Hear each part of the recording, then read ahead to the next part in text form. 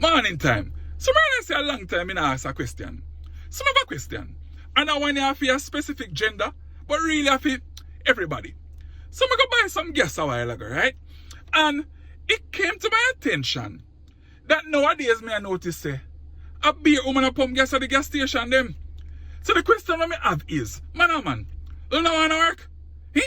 Can me notice, the man them keep on a ball say, boy, they not work and times are rough. But me notice nowadays, the man them not take up the job them when them really supposed to take up. One time, you really could have find a female at one gas station a pump gas, The man them would have rather go up on the sidewalk and rub out the grabbing of them and the weed than figure find themselves at one gas station or them place to be try get to work. So me just want to find out if there's something wrong with the man them in our generation now, or they just don't want to work. You hear me now? I only see when I come to me, and other people, and tell them... Yo, Godfather, big your thing now. Hear me now, my general? Me not have it. Me don't have it. Big great tone man like you, we're strong like me, we're supposed to can't work. Don't want to work. Me don't have it, brother. Me not the 100. Me not the 5 days and the 1,000 I want to sometimes ask for. Me don't have it. Me do not have it.